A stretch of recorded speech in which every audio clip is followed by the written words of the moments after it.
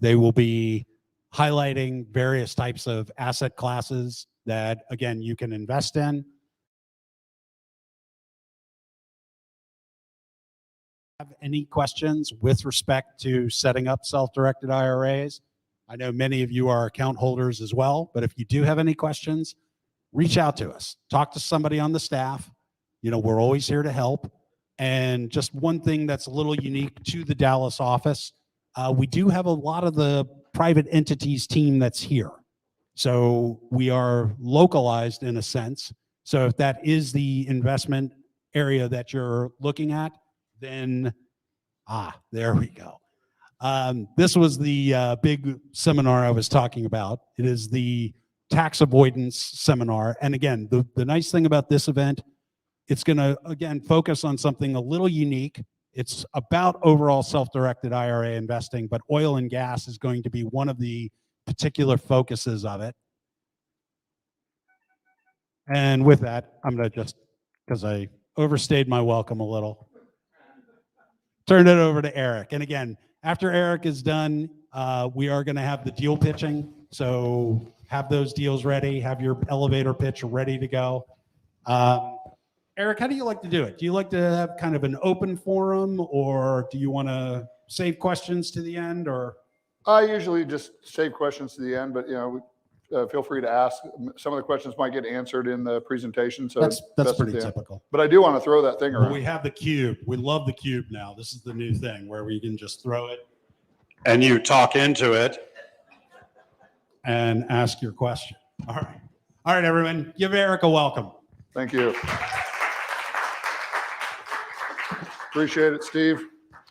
Appreciate having an opportunity to be here. We've been working with Quest for many, many years, and really just have enjoyed what they do and how they try to help provide training and education for investors. Quest can't recommend investments, but what they can do is allow investors that are wanting to use their retirement accounts, or really just assets inside or outside of a retirement plan, and have access to investments outside of stocks, bonds, and mutual funds. And so we really appreciate it. We've got a lot of our investors that we've met through Quest, and we've referred many investors that we deal with to Quest just because they do a really good job. Is there anybody in here who's not currently a Quest client? Raise your hand. Okay, so if you have a self-directed, or if you don't have a self-directed IRA custodian and you're looking for one, Quest really does a really good job. Plus, they're local here. You can come in, they'll help you with everything. And we just really appreciate the relationship. So I just want to kind of give a shout out to Quest. So today's topic is avoiding investing pitfalls, mistakes, and problems. DMI has been in the syndication business for, since 2009. I'll just share a quick overview about my background. My partner, Leon, over here on the side. It's a good-looking gentleman over there sitting next to the young lady. We've done a lot of projects and syndicated a lot of deals. And so through the course of doing that and investing in direct projects, whether they be private placements or otherwise, you wind up seeing a lot of things and you have a lot of experiences. And so because of that, we put this workshop together to kind of help share some of those experiences and hopefully help other people avoid some of the things that we've encountered through our own business. One thing I did want to let y'all know, any of you guys that are, we have a professional investor network of accredited and sophisticated investors that invest or co-invest with us passively. If any of you guys are not already a part of our network and you would have an interest in reviewing the investment opportunities that we do, you can just text the word passive to 66866, and then it'll just send you a little text back asking for your name, phone number, and email, and then the best time to call. And then somebody will reach out to you. We'll have a conversation, and then we can give you access to review investment opportunities that we have. So if you want to jot that down, I'll show it again a couple more times before the presentation's over. So with that, just quick background on myself. I'm the president and founder of DMI. Leon is my partner. He's the co-owner of DMI. I do more of the project development and strategic relationships. Leon really manages and works with directly all of our investors in our sales department. I've done a lot of public speaking. We used to have a real estate investment education company for some time, and I've had an opportunity to work with, talk to, and help educate investors that are looking at investing in things outside of the stock market. This is a wealth building strategies workshop. So just through, I used to work with investors one-on-one all the time. And what I found is I just didn't have time to keep meeting with people one-on-one all the time. So what I wound up doing is started organizing a series of topics that I could do in a group setting, passing on the information that I was doing on a one-on-one basis, just to be able to, help impact more people. And so that's how the wealth building strategy started. Now we have, almost 50 topics that we talk about.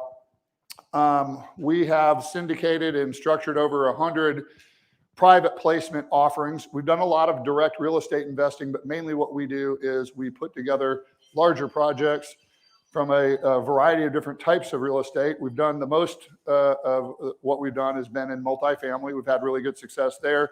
But you can syndicate anything. So those of you guys that are syndicators, you can apply that knowledge to businesses or, whatever you want. We've done a little over $1.5 billion in transactions from 2009 to present. And my expertise is really in more forming strategic partnerships and putting our relationships together in private capital. Also want to share with you, I've been in martial arts all my life. I've been doing it since I was 6 years old.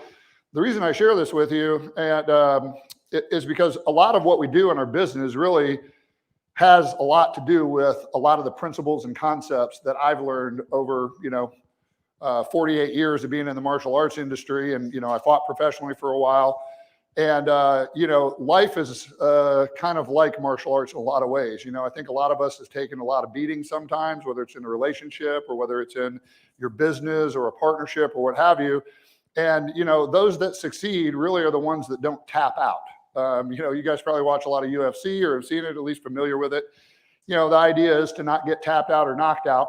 And even if you do, you get back up, you get back in, and you keep going. What happens a lot of times to people, whether they're on the passive side or the active side, is you get beat up, you get a black eye, or you get knocked out occasionally from time to time. And then you just stop because you think everything's going to be bad or everything's going to hurt. And that's just not the case. So with that being said, we're going to kind of move forward here. So again, today's topic is avoiding investing pitfalls, mistakes, and problems. So we're going to kind of talk through some of the things that we've experienced, and then hopefully you guys will be able to benefit from some of that information. So one of the first things is just lack of investment education. Again, just kind of going back to Quest, they hold these events and they do regular educational events to allow people to come up and share information with you. They have tons of stuff on their website. They've got a lot of stuff on their YouTube channels. I mean, it's just a plethora of information. So you as investors, if you're not just going to turn your money over to somebody else and just let them manage your money for you, because remember, nobody cares about your money more than you do, it's important that you educate yourself. So you've got to go to things like this and do some of your own due diligence, some of your own research, and then learn what you need to learn so you don't wind up with some problems. You're going to pay for your education one way or the other. You're either going to pay for it on the street or you're going to pay for it in a room like this. But you are going to get educated if you're an investor. I don't care what you invest in. That's just what's going to happen. You're responsible for your own finances, just like I said. And then, would you rather have a bag of gold or a book of knowledge? You give a man a fish, you feed him for a day. You teach him to fish, you feed him for life. Same concept. Same thing with your finances. And then remember, your gold can be stolen. So one of the things that's really important is to know where you're at financially. And like I said, I used to work with a lot of investors one-on-one, and would sit down and, wealthy people. I was actually just dumbfounded after, doing that for a long period of time before I kind of moved into the project development side of things, as to how much people don't pay attention to their own money, number one, and the risks that most people are in. Most people's biggest risk has to do with they have too many eggs in one basket, meaning that you're a surgeon, you're making a lot of money, and you have no real investments or income producing assets. And what happens if you break your hands? You know, what happens if you're a married couple and you have all of your finances arranged based on two people working and you're counting on both people's income? What happens if one of you lose your job? And it's some of those things that seem simple that cause a lot of problems. So you've got to know where you're at financially. So you've got to know what your income statement is. And when you look at your sources of income, so if any of you guys ever played the cash flow, Robert Kiyosaki cash flow, okay, that is a really, really good game to play, and it's about real investing. And I play it with my kids, I play it with my wife. I mean, it's because you start out with a job and no assets, and the only source of income you have is your job. And you might be a janitor, you might be a doctor. In fact, the lower your income, the easier it is for you to get out of the rat race. That's the objective of the game, because you don't need to cover that much of your expenses with passive cash flow to get out of the rat race. Does that make sense? So if you write down all your sources of income and you only see one or two things on there, that is a huge risk. You want to have multiple sources of income. Doesn't matter where it's coming from, but you don't want to have any one source of income. If it gets shut off, it should not shut you down. And if it does, you need to focus on making sure you develop those other sources of income so that you're protected in the case something happens. And generally, the biggest source of most people's income is their business or their job. Then you got to pay attention to your expenses. So if you have less income than expenses, then there's another workshop we do called the 7 Laws to Building Wealth. And it's usually, and that's one of the 7 laws is, control your expenses. If you make more money, don't just simultaneously increase all your expenses. That's called keeping up with the Joneses. A lot of people do that. So it's important that you pay attention. And you also need to really pay attention to, and we'll talk a little bit later about this, is to your taxes. So different kinds of investments and different kinds of income are taxed different kinds of ways. And a lot of how you will put together your own investment strategy is to understand how investments are taxed and where you should hold those investments. And so some investments are really good to do inside of a self-directed IRA. Some investments are good to do outside of a IRA. And it just depends on what your goals and objectives are. Some people don't need the income, so you want to put as much stuff in your IRA as possible. You don't need the income to live off of or whatever. And so you really got to pay attention to your finances. And more importantly, understand how those things are taxed. So I'll just give you a quick example. If you, let's say you're making a certain amount of income and you're in a 28% tax bracket, but you're also a real estate investor from your job. Let's say you're also a real estate investor and you're fixing and flipping homes. The idea of a fix and flip is to buy it, fix it, and sell it quickly. Does everybody agree with that? It's not to buy it and hold it. A fix and flip is designed to be done. Doesn't mean they always work out that way. I've had them go for years sometimes. But the idea on a fix and flip is get in and get out. So when you do that, how is that taxed? That's short-term capital gains, ordinary income. So what happens is if you're in a 28% tax bracket, and let's say all you got to do is earn $10,000 more and that bumps you up in the next tax bracket. If you're using that strategy outside of an IRA, for example, you might not only pay more tax on that deal, but you might bump all of your income up into another tax bracket. Does that make sense? So that might make sense if you understand where you are from a tax standpoint. Go, hey, you know what? I should probably do this inside of my IRA because it's not going to change my tax bracket. The next is your balance sheet. So your balance sheet is understanding your assets and your liabilities. And so what's the definition of an asset? What does an asset do? Puts money in your pocket, right? It puts money in your pocket. An asset should feed you, okay? A liability, what does it do? Takes money out of your pocket. So a liability takes money out of your pocket and can eat you. Bad liabilities are like alligators. They're chomping at you and taking away your money. So it's important that you have, and your assets minus the liabilities equals your what? Net worth, right? So you want to have, you want to grow your net worth. So part of your investing strategy should be income producing assets, and some of your strategies should be wealth creation through equity appreciation in things like real estate. That's not the only thing you can do. Same thing, buying into businesses is the same thing. Doesn't matter. A real estate project, an apartment complex, it's a business. but it's a piece of real estate, but it's managed like a business. And you get some tax advantages based on the kinds of investments that you're in. Buy assets that produce income. So one of the biggest mistakes some people make and some of the pitfalls is you have a lot of investments, but let's say you owned a bunch of land. And I've met a lot of people that are like retired and they're on a fixed income, but yet they own a lot of land. And their objective is to create cash flow. And they're sitting on, 1,000 acres of land. Well, they're owning an asset that doesn't actually fit what their investment goals and objectives are. So somebody that's in that situation, it would make sense to liquidate some of those non-income producing assets that are probably appreciated in value over time and reallocate those funds into assets that actually meet their financial goals and objectives to generate income. My wife is from Colombia. Her mom is, after her husband passed away, she had a bunch of properties. A couple of them were income producing. She wasn't managing them right, and then had a lot of these land. And so after really kind of looking at what she was doing, she lives off of her investments. So it's not like she's a wealthy woman. And so one of the things that I helped my wife communicate to her mother is to liquidate out of some of the land that isn't putting money in her pockets, not helping her pay bills. Doesn't mean that you could wind up having your homes foreclosed and still own a bunch of assets because you can't pay the bills. Does that make sense? So that actually helped her. And now she doesn't own any of the debt equity that's sitting in the land, and she's converted that into other things. One of them was a kind of a business she started, and another one was some construction projects, and then she bought another rental property, and now she's more stable as a result. So this is what I call the wealth strategy. Wealth is created by owning assets that produce income or gains to buy more assets that produce more income. So, for example, let's say you purchase an apartment complex. The apartment complex generates rental income. That goes in your income column, and then you utilize that income to then go buy more assets that create more income.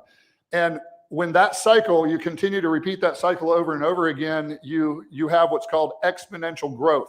That means that the reinvesting of your cash flow and or capital events, capital gains, back into continue to produce more cash flow, capital events, and capital gains. So like if you fix and flip a home, that's not cash flow, it's what I call transactional income. So what we used to teach people when we had a single family real estate investment education company that was all single family related is to use a transactional strategy to then to buy all cash and income strategy. So fix and flip a couple of homes, hold some aside for you paying your bills, and then take the other side, put it into your bank until you have enough to go and buy a rental property for cash to then generate cash flow and just keep repeating that cycle till you have about 10 homes. You got $1,000 a month coming from 10 homes. You got $20,000 a year minus expenses. You're probably netting 100 grand. It's passive income. There's tax advantages. And now you are, based on what your overhead is, you could be then financially free in a relatively short period of time. So that's what we call the wealth strategy. One of the risks is buying financial products that people think are investments. Okay, so there's some rules to investing, and it's another workshop that we do, but there's some rules to investing. Buy at a discount, protect the principal, and so what the problem with a mutual fund is you're really not doing an investment. It's speculating, right? So it's just no different. If I go buy a mutual fund, the only way I can make money on a mutual fund is if it does what?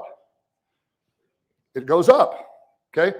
But does that what happens when you buy a mutual fund? Sometimes it goes up and sometimes it goes down. And then the strategy is, well, if there's a loss, it's just a paper loss. If there's a loss, it's just a paper loss.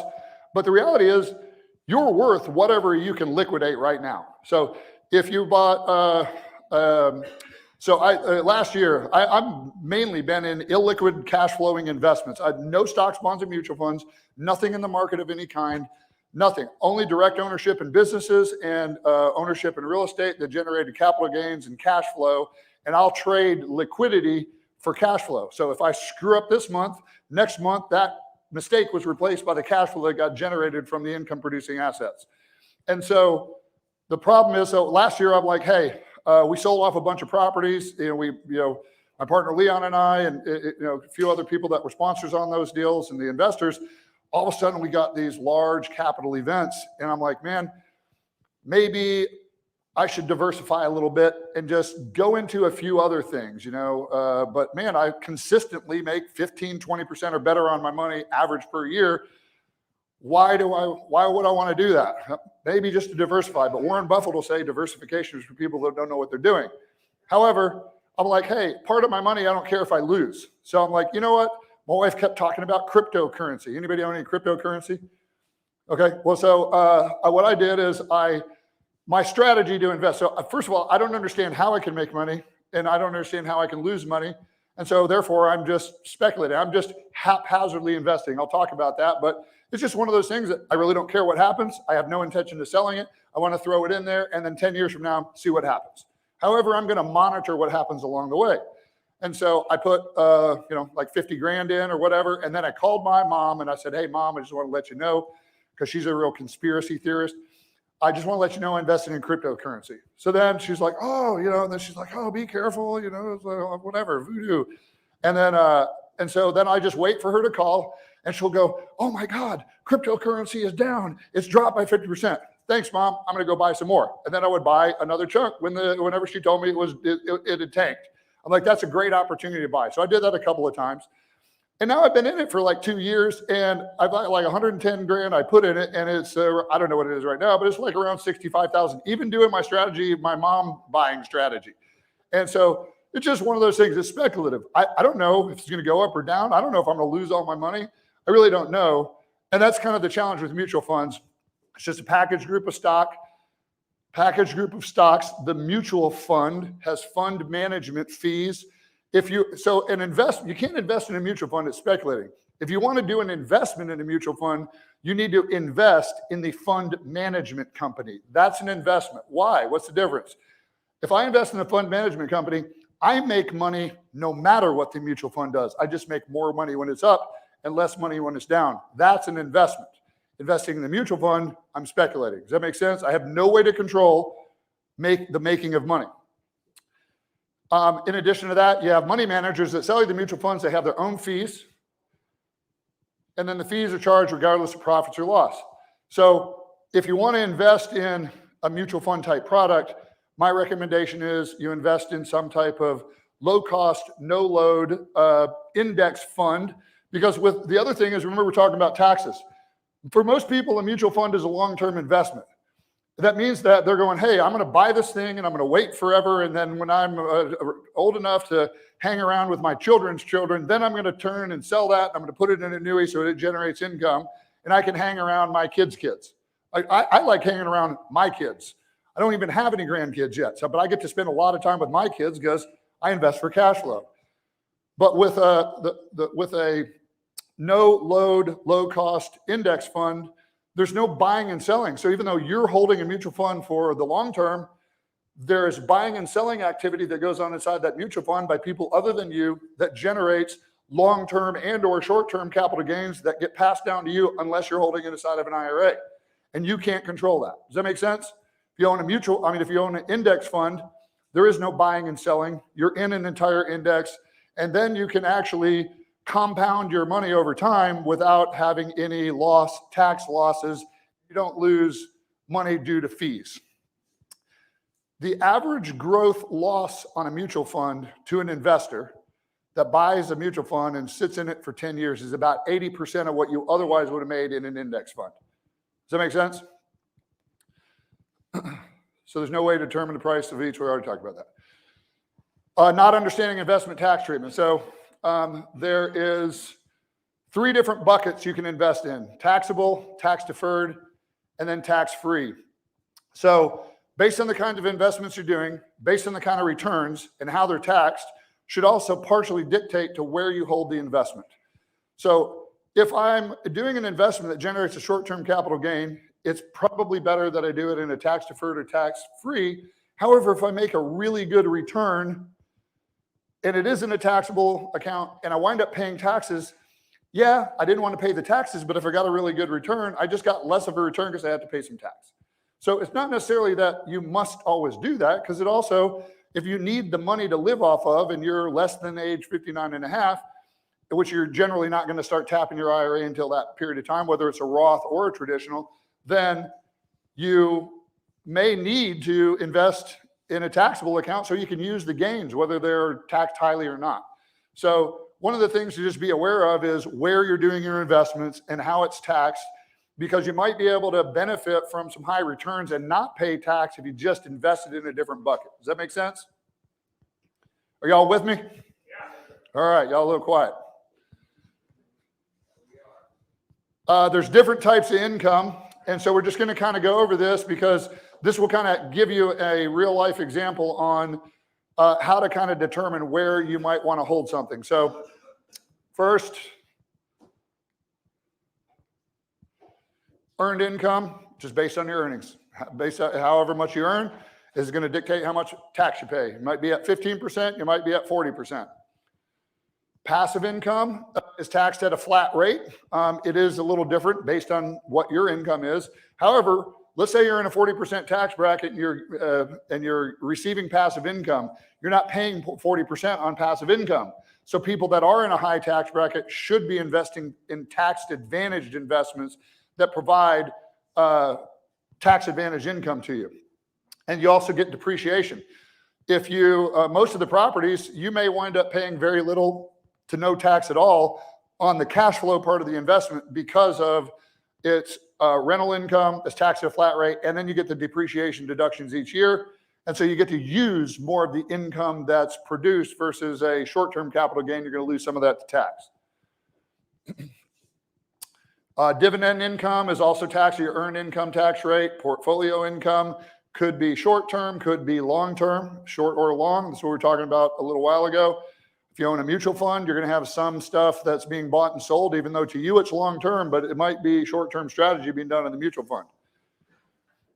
Residual income is active than passive. So let's say you are building a network marketing business and you are actively working that business, that income is active. Once that you build your business to where you have that momentum, and then all of your cash flow is coming from efforts of others, it then turns to passive.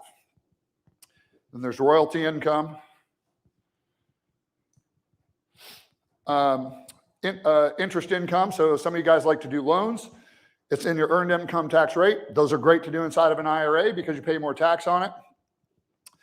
Short-term capital gains, also earned income tax, and then long-term capital gains are a flat rate. And so you pay a flat rate. So if most larger like commercial properties are going to be long-term. We have a multifamily deal. We did this last year, and for a multifamily, it's kind of considered a flip, but basically within 18 months, we're going to sell it. And it appraised for $1.5 million more than we bought it for when we bought it. And then we'll do our value add, and then we'll get out. It's not in a great area. It's just one of those you want to stabilize and then get out of. But we'll do real well on that, and it'll be a long-term capital gain because we held it longer than 365 days. Life insurance policy loans.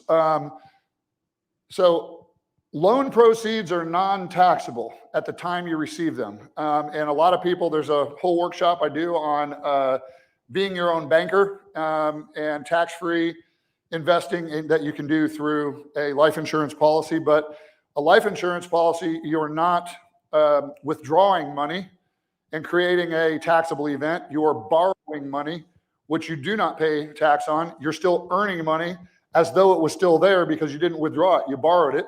And then you can take it. There is an interest you have to pay on the use of those funds. But if it's, say, 6%, and you can go and do a hard money loan for 12%, secured against a hard property, you can take a hard asset, you can take it back. Hey, you just made a net 6% on money that was just sitting there inside of your life insurance policy. Same thing with debt equity in a piece of real estate. Same thing.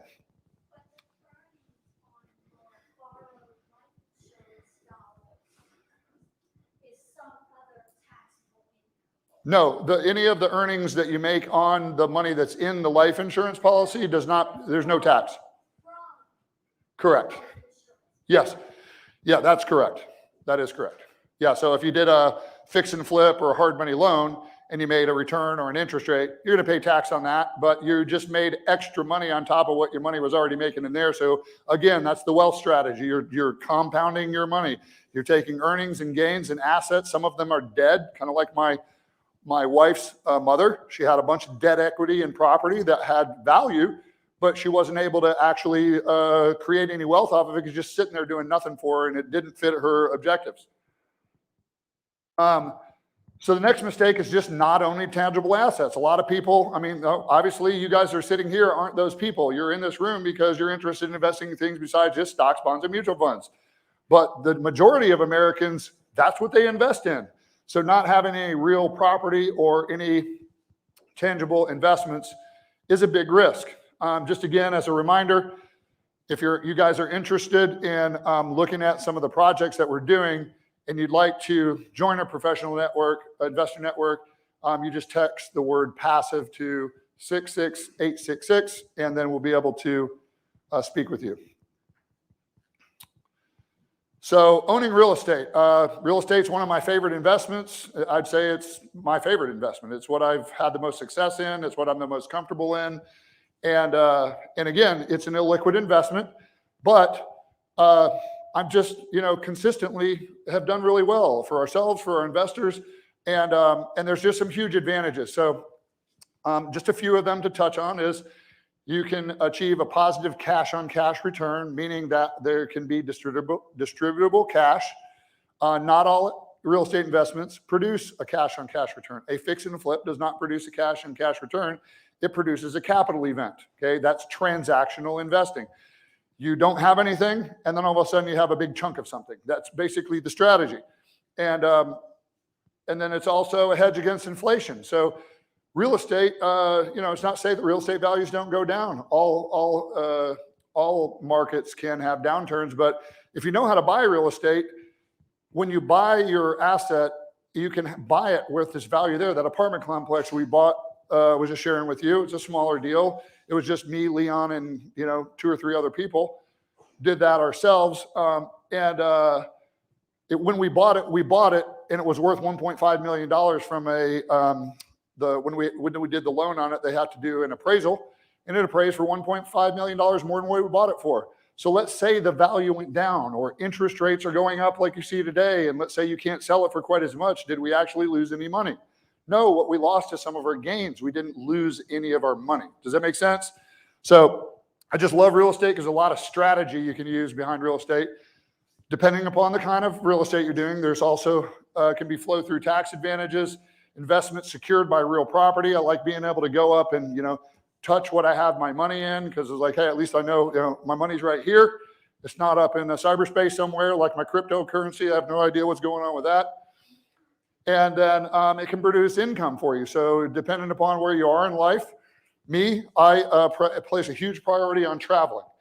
And I didn't travel for a long time. I had a near-death experience when I was 42. And from that day till now, 54, I travel 70 to 90 days a year. I almost passed away, and I had a paradigm shift in my life. And so, but my traveling, I don't pay for it with my work efforts and my earnings. The income from my investments funds my lifestyle. I don't pay for it. So I did without for a long time until I was able to actually utilize that wealth strategy to be able to fund a nice, good quality of life. And then you can also make a gain on equity and then capital events that can come from a refinance event or the sale of a property. So there's a lot of different ways you can make returns. Some returns aren't seen. So when you buy when we bought that deal and there was $1.5 million of equity, we won't see that until we create a capital event when we sell it or we were to refinance it. Does that make sense? So why real estate? You have the ability to leverage. I'm a seasoned real estate investor. I'm not a seasoned expert stock market investor. A seasoned investor, an experienced investor, can make money whether the market's going up, down, or flat. I don't know how to do that in the stock market, but a seasoned stock market investor does. It doesn't matter whether the market's going up or down or flat. They don't even need to know which way it's going. They can protect and hedge themselves. And you can leverage in the stock market like you do in real estate with margins and some other strategies. It's just not my expertise. But one of the things I like about real estate is the ability to leverage. So I said that about the stock market investor because I'm prefacing the same kind of results over here could be done by a seasoned stock market investor. But a typical mutual fund investor, you invest $20,000, your value is $20,000, and if you made a 15% return, then you made $3,000. Compare that to real estate. I invest $20,000 as a 10% down payment. The asset value is $180,000, and let's say I only make a 5% return. I made $9,000. Why? I still only invested 20, but I'm getting a return on the value of the asset, but I had less equity in here. That's how you can consistently make double-digit returns in real estate that you can't consistently do in a lot of other investments. That's what I like about real estate, and that's why it was so hard for me to consider investing in anything other than what I have just repeatedly done successfully over and over again that has allowed me to apply that wealth strategy we were looking at earlier. So the next thing is kind of like some, last part of this is some things to watch out for. And this is just from experience, just, having problems, making mistakes, and just running into all kinds of people, unethical people, you name it. I mean, I've seen the good, the bad, the ugly, and the unbelievable over my career with just various different things we've done and seen and people we've been around. One of them, who was I talking to earlier, that was talking about bad partnership. Her first deal, she said, was a disaster because of a bad partnership. Okay, so this is a serious problem. My first business, the real business I owned, was a mixed martial arts school. I was 23 years old. I partnered up with this guy, and I've been in other bad partnerships. I'm just talking about my first one. So this was a business deal, and he was an owner in the school with me, and I was the teaching part of the business, and he was the financing and running the business part of the business. And so, end of the day, long story short, he wound up, stealing some money, taking some money out in our relationship, and it kind of destroyed our friendship. So, and I've had a lot of other things. That was kind of the most minor one of them all. But a bad partnership, it's like a bad marriage. If you're in a partnership with somebody, it can really turn out to be a real bad deal. So before you go into business, and I just had this talk with my son. So my son's into martial arts. He's an instructor. He's just decided that he wants to do martial arts as a career. I'm going to help him open a school. And he was considering a few options on how to do that, and whether he wanted to do, partner with two of my top students that own a school, or if he wanted to do it on his own. I'm like, I'm investing in you. They're like my nephews also, but a lot of people get into a partnership because really they want company. They don't have a real need for the partner. The only reason you partner with anybody is not to be their friend. It's because they're bringing a value and a skill set that you do not have. And you are bringing a value and a skill set that they do not have. And when you put that partnership together, you better clearly define what happens when this person or this person doesn't do what they're supposed to do, and how you wind that down and move on. Otherwise, it truly is like a bad marriage, and I've had that experience. You got to know your partners, and sometimes you know your partners. Anybody thought you ever know somebody and then you find out you don't know them? Is there anybody in here who's ever been married? Raise your hand. Raise your hand. Okay. Anybody ever been divorced? Raise your hand. Okay. Any of you guys? I have too. My wife is my second wife. Does anybody that got married that's not married go into getting married with the anticipation to get divorced? Nobody does. It's kind of like, somebody says, I'm not going to go get in an accident in your car. Well, you don't like paying insurance until you get in an accident. I've been in a bunch of accidents and never planned on getting into any one of them, right? And that's kind of what partnership can be. Just like driving a car, just like getting married. You might think you know the person, then, by being more, intimately involved in some capacity, you find out more about who they are, or some other things can come into their life. Maybe they get involved in drugs, or maybe they get into another bad relationship with another person that then influences the partnership you have. All kinds of things can happen, and that has actually happened to me. Have a clear business model. Outside influences, like I just described, can affect your partnership and make a good partnership turn bad.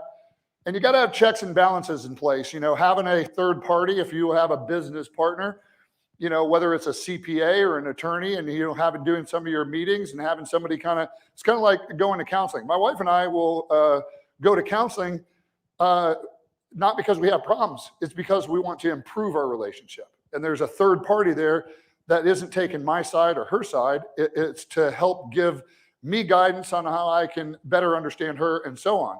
So having checks and balances in place and having some third party available to assist you in your partnership is actually very instrumental, because it kind of takes some of those hard topics you might not want to bring up to them. You can bring it up to the third party and go, hey, I'd like to discuss this. And then you kind of let them mediate. And it actually helps to smooth some things out that sometimes are hard to talk about. And then a bad partnership that goes south, just like my friend I was telling you about. I'm friends with him again now, but literally for 15 years, I was super good friends with this guy. We, got black belts together, and it wound up really destroying that, and it's really cut his head. And I still feel weird around him, even to this day, because of that situation that happened when I was 23, 24, 25 years old. And you may have a conflict of interest or ethics and vision. And then obviously it can cause resentment and ruin your relationship. Next mistake and pitfall you can come into is being undercapitalized. Who in here syndicates projects, raises capital? Raise your hand. Okay, so those of you guys that are syndicating projects and raising capital, one of the things that always comes up is something always comes up. And if you don't budget for oh shit money, excuse my language, but if you don't, then that's what you're going to say, because you didn't plan for things that you can't plan for. You can't plan for everything. You can do all your underwriting as conservative as possible. And then what I can promise you is nothing goes the way that you plan.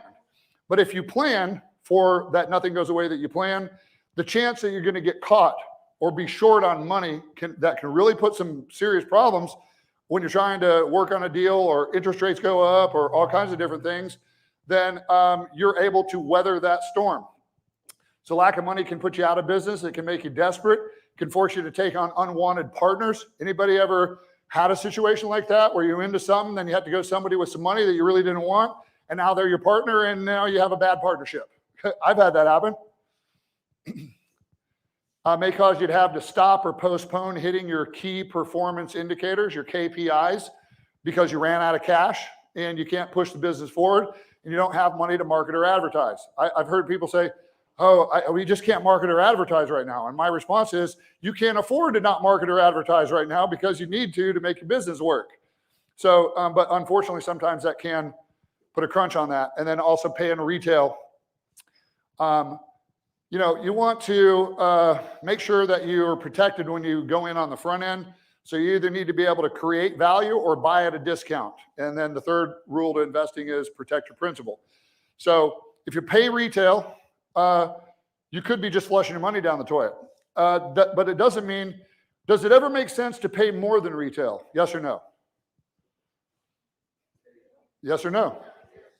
So let's just say, for example, Highway 121 and North Dallas Tollway, and there's a big piece of land over there, and let's say it's worth $1 million. And then let's say you pay $1.5 million. Is that a good idea or a bad idea? The answer is it depends, okay? Right now, the corner that I can promise you, IKEA, which sits there right now, didn't buy the property that they're sitting on at a discount. In fact, it was probably not for sale. What's the expression? Everything's for sale if the price is right. So IKEA might have paid 2 or 3 times the price of what that land was worth to get the land because they wanted the location, and then they created value through the development of an IKEA store. So it's kind of like a new construction on a real estate project. That's what I understand. We might pay more for the land to get the location and then create the value through the development to have the results that we were looking for. Does that make sense? But just saying, hey, I'm going to go buy a house in Frisco and I'm going to pay whatever the price is because the house is going to go up. That's not investing, that's speculating, just like buying a mutual fund. If you could buy that house for a 10% discount or whatever, well, then you've hedged your bet a little bit and you've got some equity on the front end. You can also have devaluation. We've seen that happen in real estate and in other markets. It's easy to lose money. Easy to lose money. Remember Warren Buffett's rule to investing. What's Warren Buffett's rule to investing?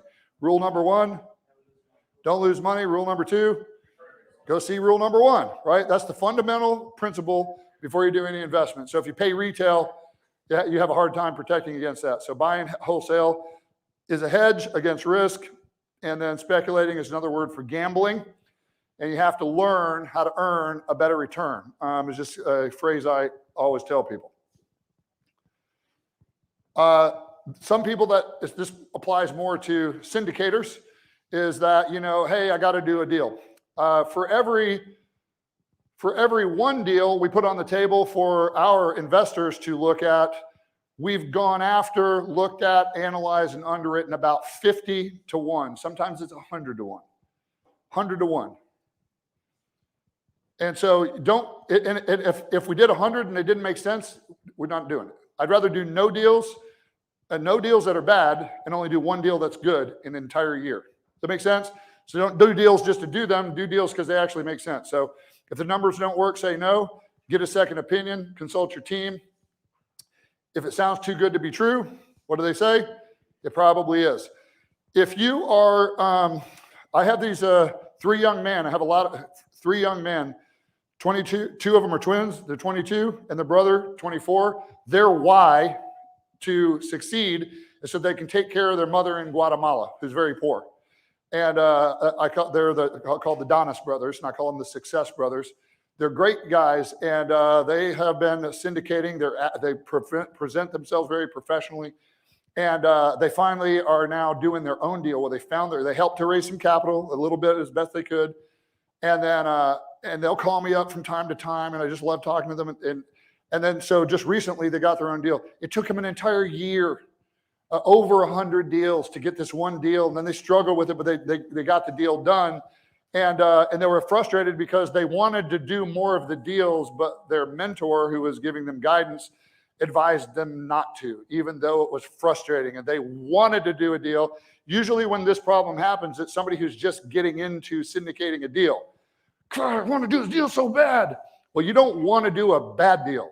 I promise you, okay? Because you will have to deal with it until you get out. Do your homework, have a mentor, relax, take your time.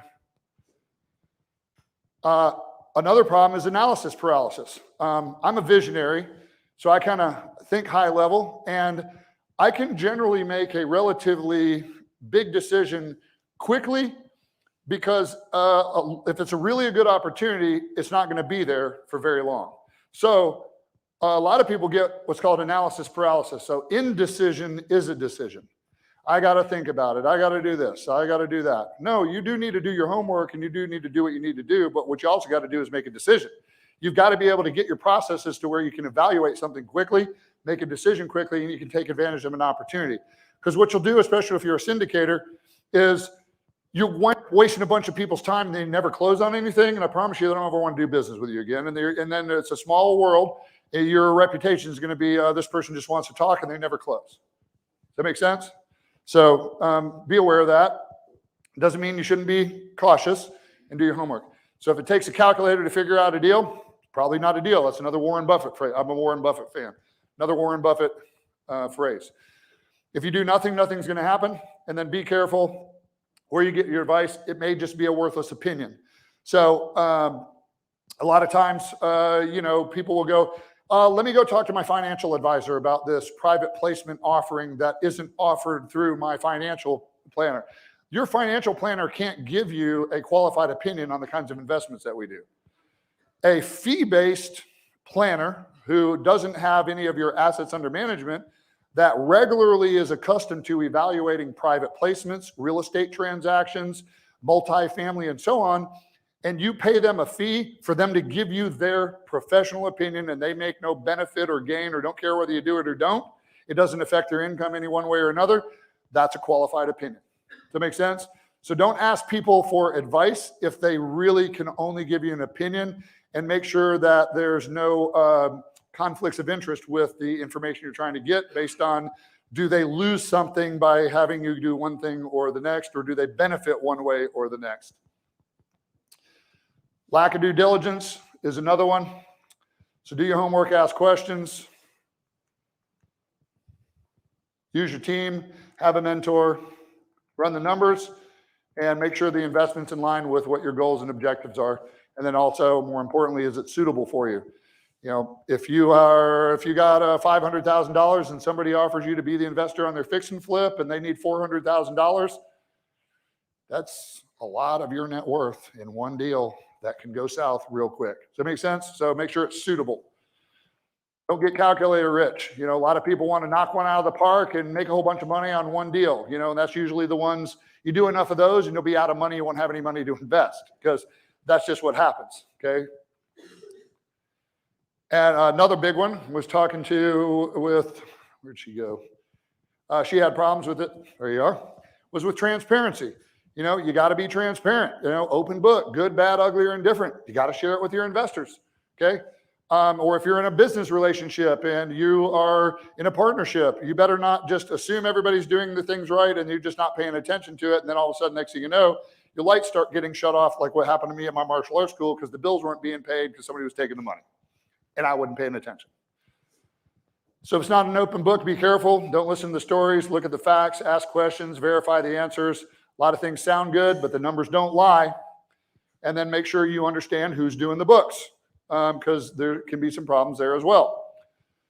And then last couple of talking points here, and then I'll wrap up so I can get down. I don't have Steve giving me a mean look. Last thing, this presentation, my apologies, but it's just a little bit longer just because there's a lot of information on it. Usually these are about 30 minutes to 45 minutes max, so sorry if we're going a little long. Lack of a track record, you know, beware of big dream ideas. I have people bring me deals all the time. We're not interested in deals. We're interested in who's behind running the deal. A deal is a byproduct of the person that's in charge of the deal. And that's what you got to really understand. Everything has a learning curve. Past performance doesn't dictate future results, but it doesn't hurt to be able to look back and see what's happened in the past. And then if you're the first, you may be the first mistake, but you also might have a big opportunity. So if you just know how to evaluate, there's some really good opportunities with some inexperienced investors because for them to bring the capital, they got to give away the farm. So if they've got enough background training and maybe a mentor and support, you could have a really good investment opportunity with somebody that doesn't personally have a lot of experience, but if they have somebody that's helping to oversee them, could still be a good opportunity for you. So that's that exception to that rule. And then having a proper legal structure. Don't do business on a handshake. Business has to be clearly defined. Price for good legal counsel is the best money you'll ever spend. Don't skip that step. Trust me. And don't cut corners. And then friends, you know, don't do business with friends different just because they're your friends. So you're going to find out who your friends are when it's hard to be friends. Make sure you have a proper legal structure in place. We were talking about a little bit earlier. Don't do business differently just because you're friends with somebody. It's one thing you got to be really careful of because, again, you don't want to destroy a friendship just because a business deal goes south. The next one here is just being over leveraged. So if you have too much debt, it can cause you some problems. Sometimes good debt can turn bad. Know the rule to owning rental property. Does anybody know the rule to owning rental property? Don't own more rental property than you can afford to own without with a mortgage on it without a renter in there. Well, I had 16 rental properties at one time, 8 vacancies, and a brand new house and mortgages on all, okay? That hurt, okay? So generally with single family rental property, I generally recommend people buy all cash. Don't increase your overhead with your income and keep up with the Joneses. We talked about that kind of in the beginning. And then ask yourself, what if, and if so, how do I handle it? What if my wife loses her job and we have one income for 6 months? What happens? You know, just ask some stupid questions. A lot of people, the mistakes they made just because they didn't ask a couple of stupid questions on the front end. And then also understand what you're investing in. Don't haphazardly invest. Cryptocurrency is haphazardly investing. I have no idea how I'm going to make money or lose money, but I did it anyways. You should understand the investments you do, why you're doing it, where you're holding it, what it does for you, and is it in line with your plan? And then I think finally here is just not having a plan. So if you don't have a roadmap, how are you going to get to where you're trying to go?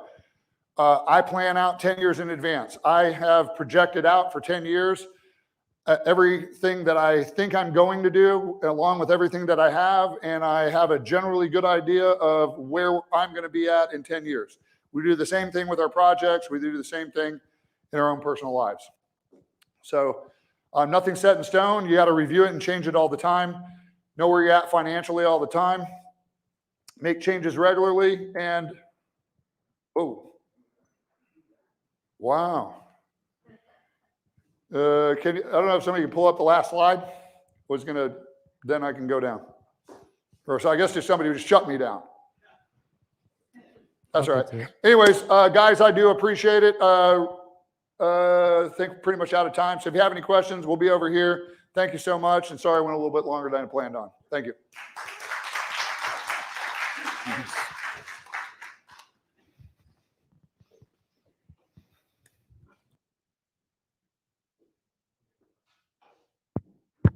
See, I don't have to give you a mean look, Eric, to get you off stage. Just take your slides down. I can't believe that. That was, his back was completely to me. He had no idea what I was looking like at that point. Plus, I'm afraid of Eric, so there's no way I'm going to give him a mean look. All right. Well, thank you, Eric. That was great. A lot of good information there. A lot to absorb. All right. So now we want to flip it around a little bit. Time for a little bit of the deal pitching. Usually I offer DMI the first shot at the mic since they are our sponsor. Do you guys have anything you want to talk about? Leon? Nothing? You don't have to.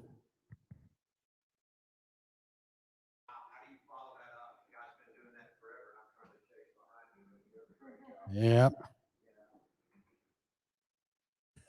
All right. We're putting 2 minutes on the clock.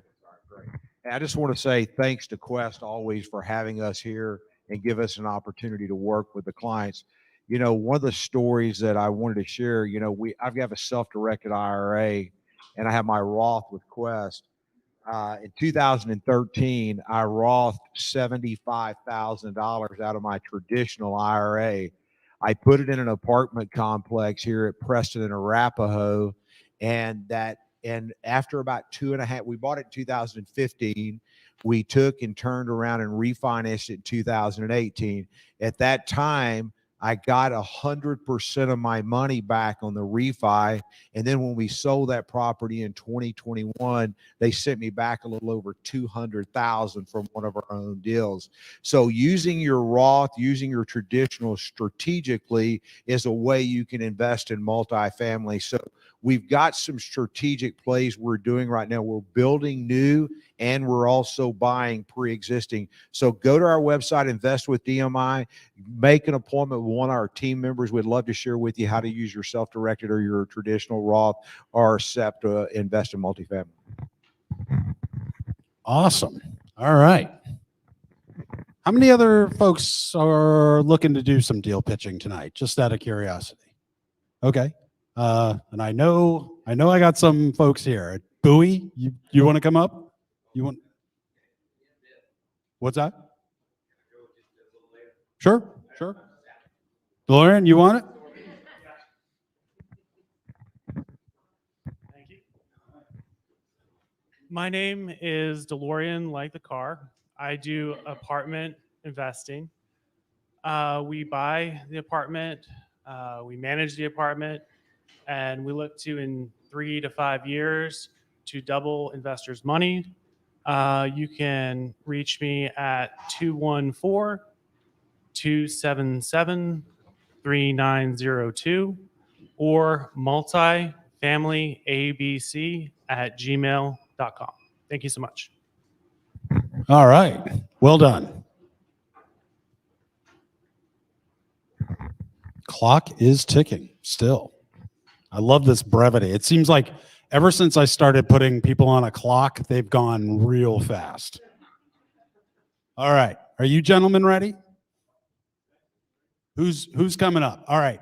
I'm introducing now. I'll let them introduce themselves, but these are some folks. They are some Quest clients who now have flipped the script a little and they are now syndicators in their own right. So who's up? Thanks, Steve. And thanks, Eric. Really good session. Really appreciate it. A lot of things you said were really resonated with what we had a few years ago, and I'm a part that we made this journey. And a little bit about us, we are four of us. Raj is there, and then Sharda, Jim, and myself. I'm Sushant Hegde. And today is a deal pitch, and we're excited to present you about an opportunity to invest in a multifamily investment. It's an opportunity where that's in in South Irving market, sub market. We're looking to close the deal. I'll hand it over to Jim, and he'll talk about the details. Thank you, Sushant. So this apartment is in Irving, Texas. It is Trinity Park apartment. We have made a study about the area. It is closeness to the airport, the population growth, and the economic growth in Irving. And we found that is probably the best spot to buy the property. Now, this property is, So this property is projected to give around 105% in returns, and you will also have tax saving on the top of that. So roughly you are expecting around 135% growth or income over a period of 5 years. So if you compare any other options, this appears to be one of the very, very excellent opportunity to invest as of now. So if you are interested, then you can let us know. You can give us your contact number or email ID, and we can start your subscription process. So we are almost 90% subscribed already with our capital. We have only 10% left. So if you are interested, please give your contact number, email ID, or details, and we will start your subscription process. So I will give you Sharda, and Sharda will explain you the further process. Hey guys, so I have been Quest client for several years now. Thank you, Quest, for allowing us to do what we are doing. And I was sitting in those seats before that since 2010. It took me a little while to pull the plug because I was scared, like, okay, who are these people? Why should I give my money to them? Little did I know that I'm losing money with all those people who I actually did not know. So I'm glad I started the process. Here I am now, making the opportunity for the rest of you guys. We have Denny posted our contact information online. So those of you who are online, you can get our contact information. Please contact us. We are able to meet one-on-one. We can go visit the property together if you choose. We are here. All of us are local, and we'll take care of that. For those of you who are here, if you want, we have little brochures as well. If you want to take that, we have it. So that's it from us, and we will be happy to help serve the fellow investors here trying to place the money. Thank you.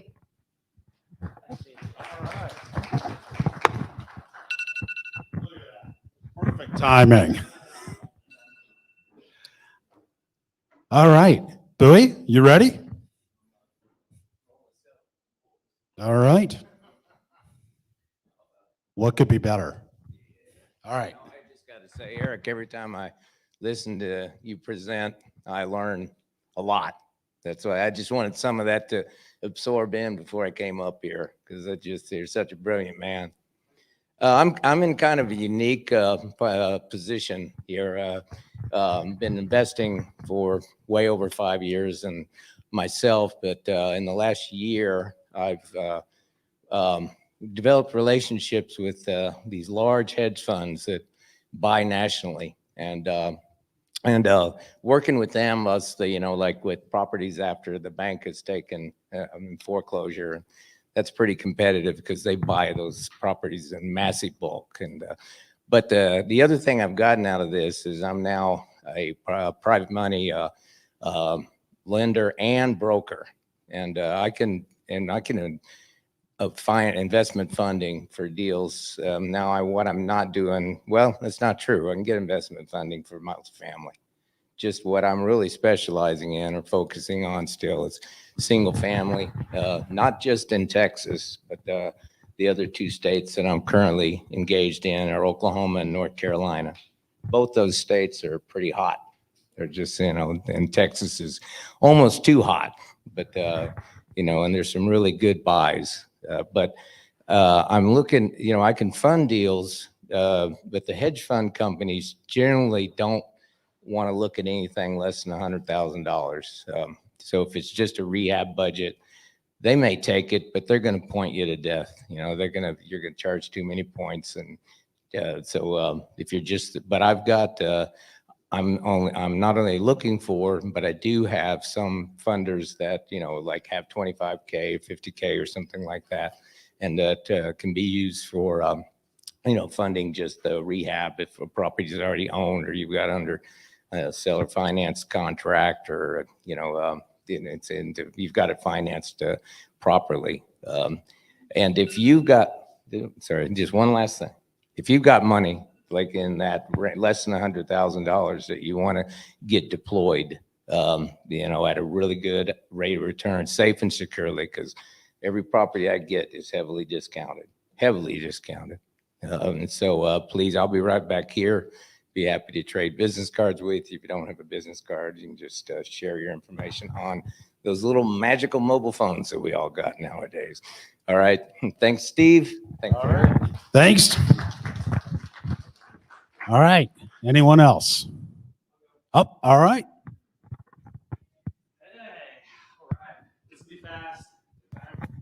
The timer works great. Good evening. Thank you for the wonderful presentation, and thank you, Quest, for hosting again. This is the second time I've been here. I was at a multi-family event on Saturday. My name's Gabriel Kraft. I am a local in the DFW area, and real estate's my passion. It's where my heart's at. I invest a lot of people's money in multifamily. That's not what I'm here to talk about today.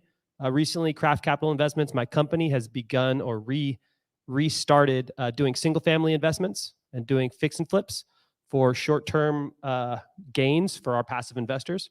So if anybody in the room is interested in sort of going through that test run with Kraft Capital Investments in terms of, getting into 322s here in town, it's pretty much all we buy. We source from all the local wholesale people, and we have the best cost basis I know of in terms of who our general contractors are and how we furnish and update a beat up old home or old 322 in some of these neighborhoods that are right at around median income. So talk with me if you want to get my card or get more information. And obviously, hopefully over the next couple months, I'll have some more availability to show up to this community and start kind of engaging with some of you guys if you have additional questions. All right. All right. Let's cut it off there. We got 15 minutes before Caroline is going to start kicking all of you out, and she does not mess around. So let's adjourn there. There's more food and drink if you're still looking for some of that. But let's do a little more one-on-one networking. Thank you very much, everyone.